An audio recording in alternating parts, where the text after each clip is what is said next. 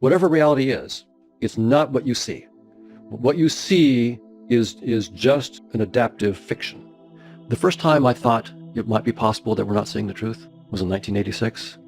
It was from some mathematics we were doing. And when that hit me, it hit me like a ton of bricks. I had to sit down. It was scary. It was really a shock to the system. They're not there to show you the truth. In fact, the way I think about it is they're there to hide the truth because the truth is too complicated. Un movimiento se convirtió en un sentimiento. Ninguna frase que nuestros labios puedan pronunciar carece tanto de significado comprensible. William James, The Principles of Psychology. Vivimos convencidos de que nuestros sentidos nos ofrecen una ventana confiable al mundo, que ver es creer, que lo que tocamos, olemos y saboreamos existe, esté o no nuestra atención puesta sobre ello. Pero esa certeza se desmorona cuando la observamos con lupa. Donald Hoffman nos advierte: nuestros sentidos no fueron diseñados para mostrarnos la verdad, sino para mantenernos vivos, y la diferencia entre ambas cosas es abismal. Los humanos solo percibimos una fracción ínfima del espectro electromagnético. No vemos el ultravioleta, el infrarrojo, ni sentimos los campos magnéticos. Sin embargo, abejas, serpientes, elefantes o tiburones sí lo hacen. Lo que llamamos realidad es, en el mejor de los casos, una interfaz adaptativa, como la pantalla de un ordenador. Útil, sí, pero no una representación fiel del sistema que oculta. Pero incluso, sabiendo esto, seguimos atrapados en la ilusión. Si ves un tomate rojo sobre una mesa y luego cierras los ojos, probablemente creas que el tomate sigue allí. Puedes extender la mano, olerlo, pedirle a alguien más que lo confirme. Y si lo haces, tu conclusión será firme. Sí, está ahí. Lo que no consideramos es que todo ese conjunto de evidencias, incluso cuando parecen objetivas, se construyen desde los mismos mecanismos perceptivos que son, por naturaleza, engañosos. Entonces, ¿podría ser que ese tomate no esté realmente allí cuando no lo miras? ¿Podría tu mente estar fabricando una narrativa tan convincente como falsa? Para empezar a vislumbrar esta posibilidad, Hoffman recurre a una ilusión visual clásica, el cubo de Necker. Observa y concéntrate en esta figura durante unos segundos. Pausa este video si lo necesitas. Esta figura, aparentemente simple, revela un fenómeno inquietante. Si la observas detenidamente, verás un cubo tridimensional. Pero con el paso de los segundos, la percepción cambia. El cubo se invierte. El fondo pasa a ser frente y el frente, fondo. Nunca puedes ver ambas interpretaciones a la vez. Tu mente elige una, la proyecta y luego cambia de parecer. Pero el dibujo, el estímulo físico en sí, no se ha modificado en lo absoluto. Aquí ocurre algo crucial. Lo que experimentas como real no es lo que hay ahí fuera, sino lo que tu cerebro interpreta. Y cuando dejas de mirar, esa construcción perceptual se desvanece. Lo mismo ocurre con el tomate y con todo lo demás. Este fenómeno ha engañado a la humanidad durante siglos. Hubo un tiempo en que se creía que la Tierra era plana, porque así lo dictaba la vista. Más tarde, el modelo geocéntrico situó a la Tierra en el centro del universo, girando inmóvil mientras todo lo demás orbitaba a su alrededor. Y, durante más de 1000 años, la Iglesia Católica sostuvo esta idea como incuestionable, amparada en la interpretación literal de la percepción sensorial y las Escrituras. Galileo fue uno de los primeros en romper con esta ilusión, proponiendo que la Tierra gira alrededor del Sol, y por eso fue condenado. Pero el error no era solo teológico, sino perceptual. tal como explicaba el filósofo Ludwig Wittgenstein a Elisabeth Anscombe, cuando ella le dijo que parecía que el Sol giraba alrededor de la Tierra. Él le respondió con una pregunta desarmante. ¿Y cómo se vería si en realidad fuera la Tierra la que gira? La frase revelaba que muchas de nuestras creencias sobre lo que parece real no tienen ninguna base crítica. Nos aferramos a lo que vemos, aunque sea una construcción. Esta idea se vuelve especialmente inquietante cuando entendemos que la evolución no premia a quienes perciben la verdad, sino a quienes perciben lo útil para sobrevivir. Donald Hoffman nos desafía a reconocer que quizás hemos estado malinterpretando nuestra experiencia más básica, la de mirar el mundo y suponer que lo estamos viendo tal como es.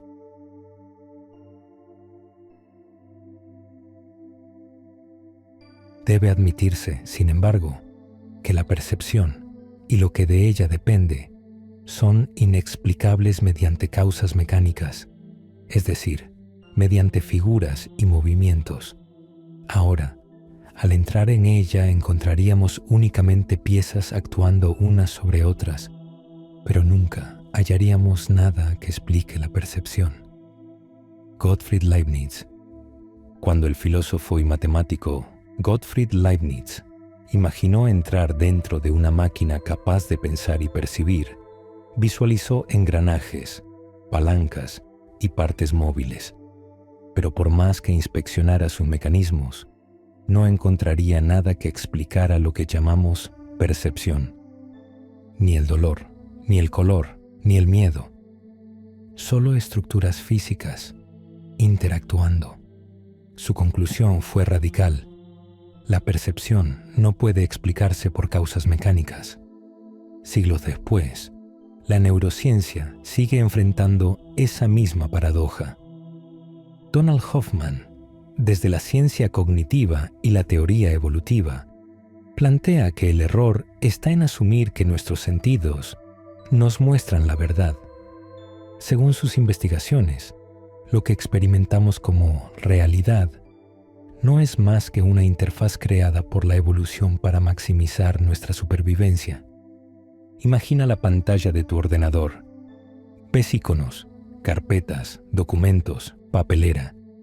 Son símbolos planos, sin volumen, sin peso, sin conexión real con lo que representan. Pero funcionan. Puedes arrastrar un archivo, eliminarlo o abrirlo. Hoffman compara esta interfaz con nuestra experiencia perceptual. Vemos lo que necesitamos para actuar eficazmente, no lo que realmente existe. Esto no es especulación. Modelos formales de simulaciones evolutivas muestran que los organismos que perciben fielmente la realidad tienden a desaparecer. En cambio, aquellos que perciben solo lo que es útil para su supervivencia prosperan. La lógica es implacable. Cada neurona cuesta energía. Ver más de lo necesario es una carga evolutiva. Desde esta perspectiva, la percepción se convierte en una adaptación, no en una ventana a lo real. Los colores, las formas, el espacio y el tiempo podrían no existir en absoluto como los experimentamos. Son herramientas adaptativas que codifican información relevante para nuestra especie. De la misma forma en que el icono de una papelera en tu pantalla no tiene forma cilíndrica ni olor a basura. Simplemente funciona. Esta idea es tan perturbadora como liberadora. Significa que nuestros sentidos no nos están mintiendo en un sentido moral, sino que nos están protegiendo de una complejidad que no necesitamos conocer. Lo que percibimos como un mundo sólido, estable y externo, podría ser tan solo una interfaz gráfica generada en tiempo real por nuestra conciencia, producto de millones de años de presión evolutiva. Pero ¿por qué seguimos creyendo que vemos el mundo tal como es?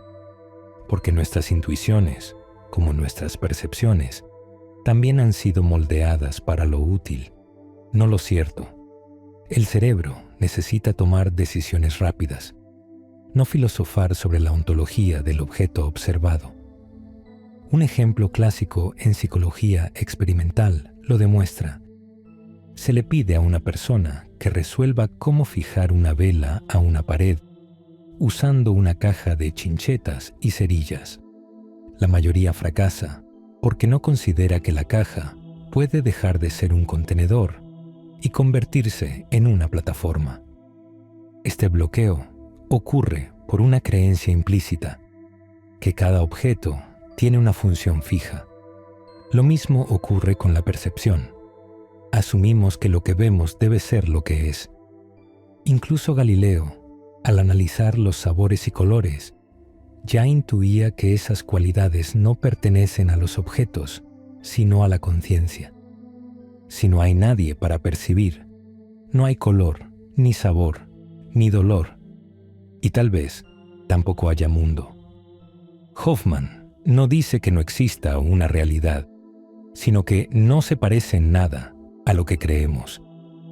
Y, desde el punto de vista evolutivo, eso no es un fallo, es precisamente como debía ser.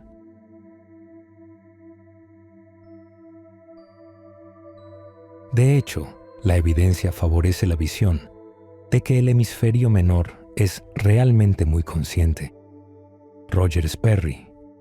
Dentro del mismo cráneo, dos mentes pueden coexistir, no como metáfora, sino como entidades conscientes con deseos, creencias e intenciones diferentes. Casos documentados en la neurociencia lo demuestran. Lo que llamamos yo puede desintegrarse con una sola incisión quirúrgica. La callosotomía, una operación que corta el cuerpo calloso, la autopista neuronal que conecta los hemisferios cerebrales, fue inicialmente diseñada para tratar epilepsias intratables. Joseph Bogen y Philip Vogel realizaron las primeras cirugías en los años 60. Los resultados sorprendieron al mundo. Con los hemisferios desconectados, los pacientes comenzaron a mostrar comportamientos contradictorios. Roger Sperry, quien estudió estos casos, observó que cada hemisferio podía actuar como si tuviera una mente propia. Uno de los ejemplos más impactantes fue el de Bill Jenkins. Sus manos se peleaban. Una intentaba abotonar la camisa, la otra la desabrochaba. Un hemisferio quería avanzar una página del libro, el otro cerrarlo. Era una lucha interna literal, visible, medible. Estos pacientes revelaron una arquitectura mental jamás imaginada. En uno de los experimentos más famosos, se mostró la palabra key al ojo izquierdo y ring al derecho. Cada hemisferio procesaba una parte. Al pedirle al paciente que dibujara lo que había visto, su mano izquierda, controlada por el hemisferio derecho, dibujó una llave. Luego, al intentar explicar por qué, su hemisferio izquierdo, encargado del lenguaje, no entendía la respuesta. Solo cuando el dibujo estaba completo, surgió algo inesperado. El paciente había dibujado un llavero. La conciencia había actuado en dos partes, sin comunicación directa, pero con coordinación práctica. Algunos casos fueron aún más inquietantes. Se documentaron pacientes cuyos hemisferios tenían creencias religiosas opuestas. Un lado afirmaba creer en Dios, mientras el otro lo negaba. Esta división interna no era solo conductual, sino ideológica. Cada hemisferio parecía mantener una visión del mundo propia. Vilayanur S. Ramachandran, investigador de la conciencia, explicó que esta fragmentación no genera una patología, sino una revelación. El yo unificado, coherente, con una sola voluntad y una sola mente, no es más que una ficción funcional. Mientras ambos hemisferios cooperan, esa ficción se sostiene. Cuando se separan, la verdad sale a la luz. La mente puede dividirse en dos entidades autónomas que comparten un cuerpo. Aquí, la figura 1, el cubo de Necker, vuelve a tener sentido, no como ilusión visual, sino como metáfora cognitiva. Una imagen que puede percibirse desde dos perspectivas alternas, pero nunca al mismo tiempo. Así opera nuestra conciencia. Cuando el sistema se mantiene unificado, elegimos una visión dominante. Cuando se rompe, ambas versiones emergen. Dos mentes mirándose en silencio.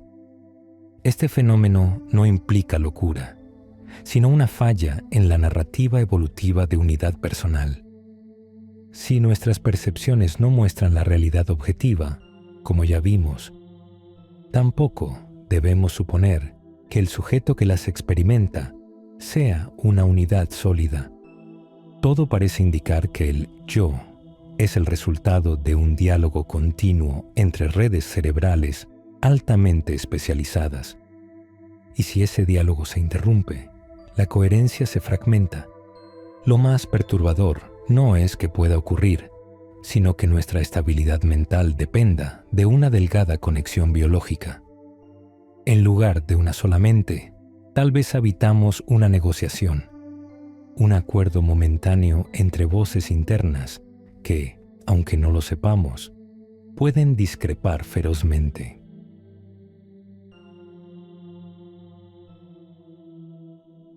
No eres más que un paquete de neuronas. Francis Crick. Francis Crick, uno de los descubridores del ADN, dejó atrás la genética para adentrarse en el terreno más desconcertante de todos, la conciencia.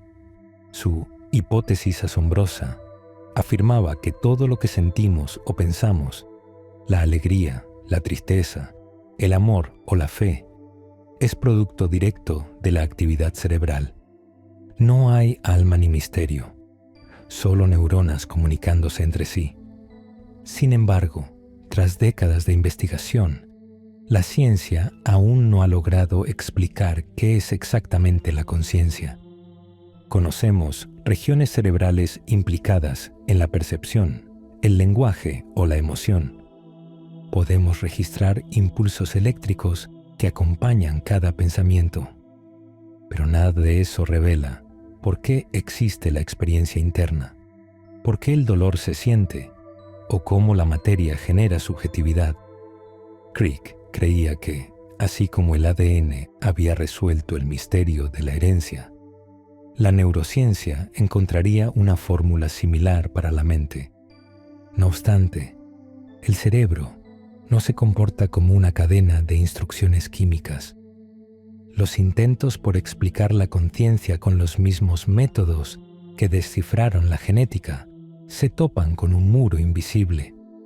La experiencia consciente no se deja reducir a un mapa de conexiones neuronales.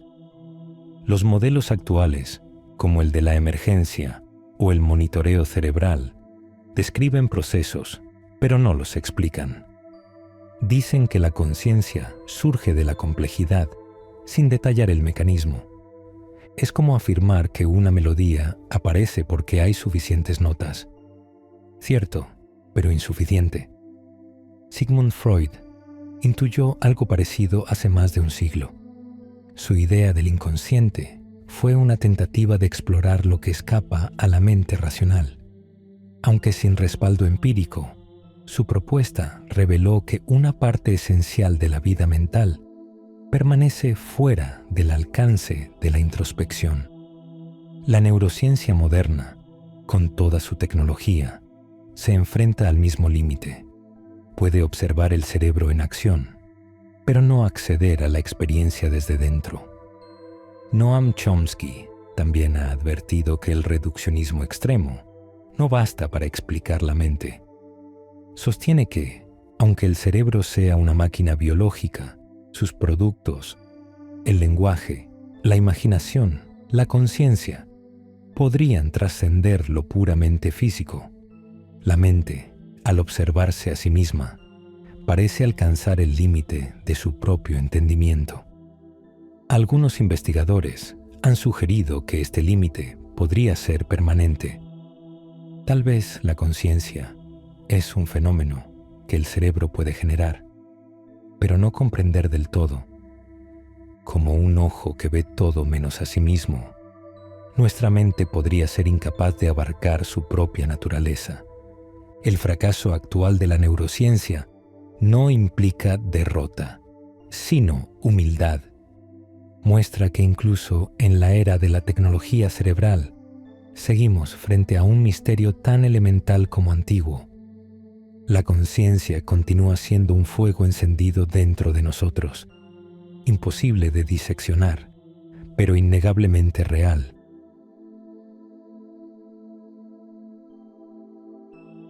La neurociencia ha dedicado décadas a investigar los correlatos neuronales de la conciencia, patrones específicos de actividad cerebral que acompañan nuestras experiencias subjetivas. La meta es clara: identificar dónde y cómo ocurren esas experiencias dentro del cerebro. Uno de los pioneros en esta exploración fue Wilder Penfield, un neurocirujano canadiense que operaba a pacientes epilépticos mientras estaban conscientes. Durante sus cirugías, estimulaba eléctricamente distintas regiones del cerebro. El resultado fue asombroso. Los pacientes reportaban olores, escenas completas, emociones, recuerdos y hasta sensaciones físicas provocadas por una simple descarga eléctrica. Estas observaciones marcaron un cambio radical.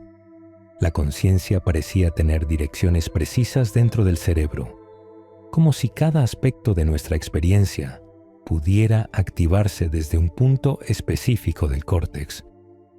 Décadas después, técnicas más modernas como la estimulación magnética transcraneal, TMS, han replicado este tipo de activación en condiciones controladas.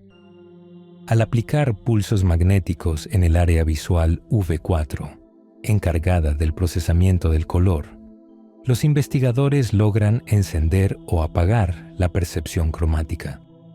El fenómeno, conocido como hemiacromatopsia, la pérdida de percepción del color en una mitad del campo visual, también se produce de forma natural cuando esta región sufre daño. Así, la percepción de color queda segmentada. Una mitad del mundo sigue viva, la otra se vuelve gris. Otro caso revelador es el del gyrus postcentral, la zona que procesa la sensación táctil. Su estimulación directa produce cosquilleos, presiones o toques virtuales en partes específicas del cuerpo. Estas sensaciones no son imaginadas, son vividas por el paciente con absoluta certeza. La activación eléctrica evoca la experiencia, sin necesidad de un estímulo externo. Todo esto respalda la idea de que ciertos contenidos de la conciencia pueden localizarse en el cerebro, pero esa localización no equivale a una explicación. Saber que un área se activa cuando sentimos miedo o alegría no es lo mismo que saber por qué sentimos eso. Aquí surge el verdadero reto. La correlación no demuestra causalidad. Una región cerebral puede iluminarse durante una experiencia, pero eso no prueba que la haya originado. Podría estar participando, reflejando o incluso reaccionando a un proceso más amplio que aún no comprendemos. En este punto, la neurociencia mapea territorios, pero no ha encontrado la fuente. Además, algunas ilusiones inducidas por estimulación cerebral sugieren que ciertos aspectos de la conciencia pueden ser replicados artificialmente, aunque no necesariamente en su totalidad. Un recuerdo activado eléctricamente es lo mismo que uno espontáneo. Un dolor provocado por un electrodo tiene el mismo significado emocional. Estas preguntas abren un campo de investigación crítico. No solo dónde ocurren las experiencias, sino cómo se configuran como significativas para el individuo. Mientras tanto, la búsqueda continúa. La ciencia avanza en identificar correlaciones cerebrales cada vez más precisas. Pero por ahora, localizar los lugares donde se manifiesta la conciencia no ha revelado qué la causa ni cómo se origina. El misterio persiste, justo en el corazón de lo que sentimos.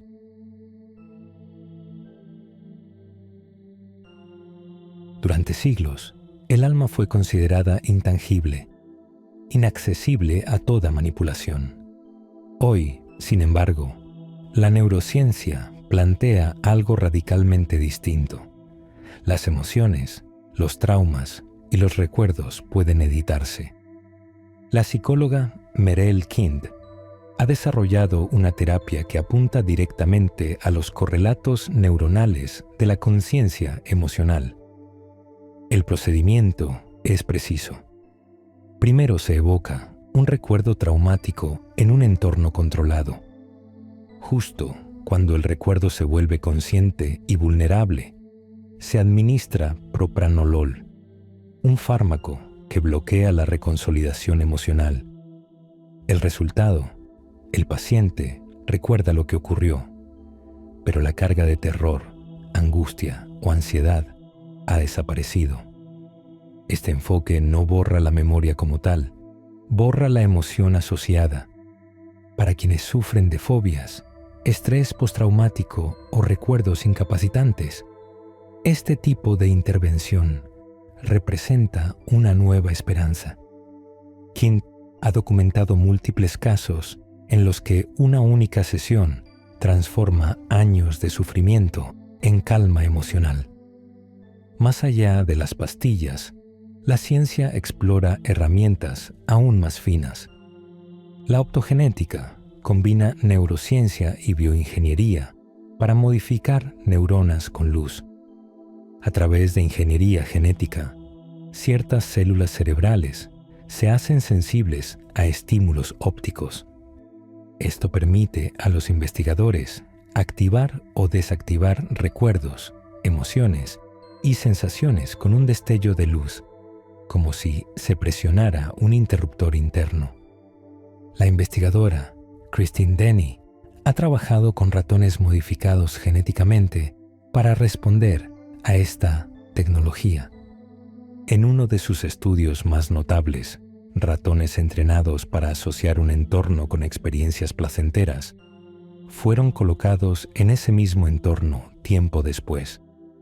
Al aplicar luz a las neuronas específicas del recuerdo feliz, los animales manifestaron señales de bienestar. En otras palabras, se reactivó una experiencia emocional positiva de forma artificial.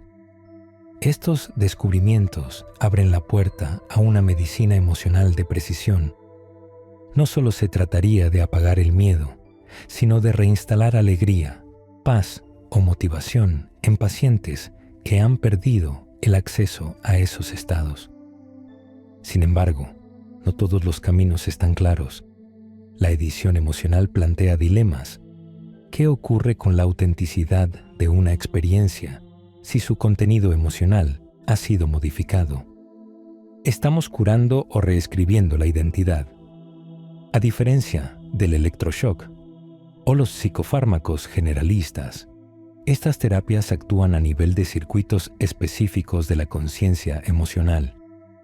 El enfoque ya no es silenciar el sistema, sino afinar su contenido. No se anestesia al paciente, se programa su respuesta. Por ahora, la edición emocional es experimental, pero sus implicaciones son profundas. La conciencia ya no parece un don fijo, sino una narrativa reconfigurable. La ciencia no solo la estudia, comienza a reescribirla.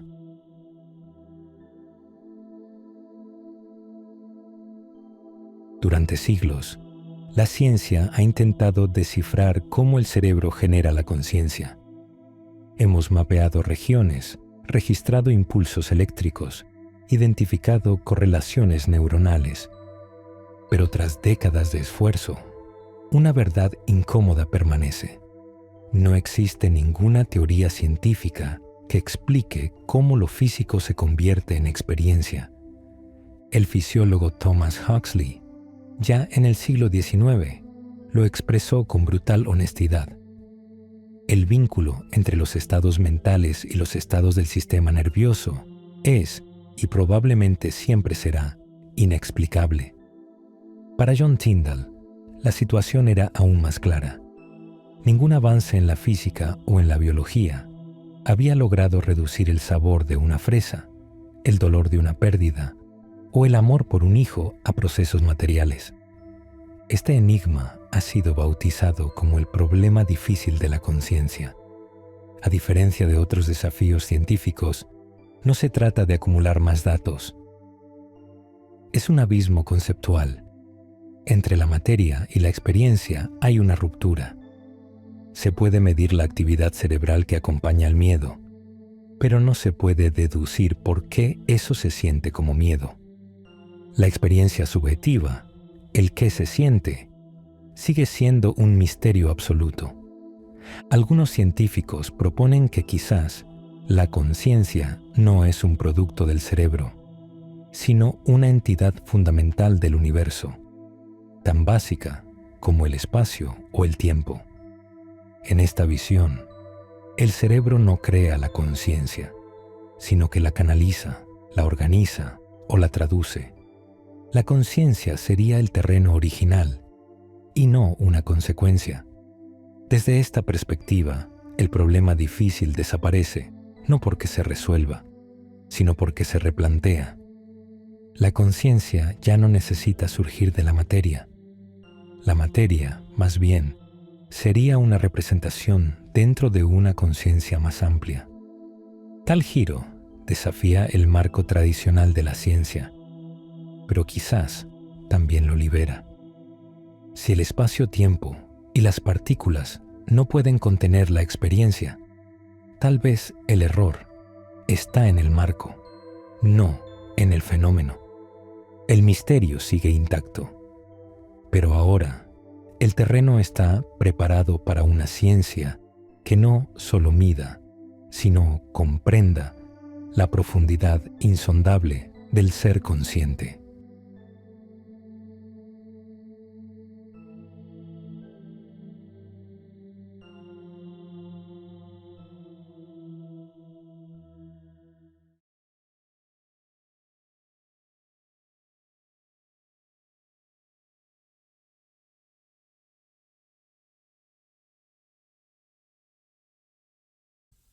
Esto es Universo Consciente. Si te ha gustado este video, puedes dar like, comentar o suscribirte. ¡Vamos, inténtalo! Te estamos esperando.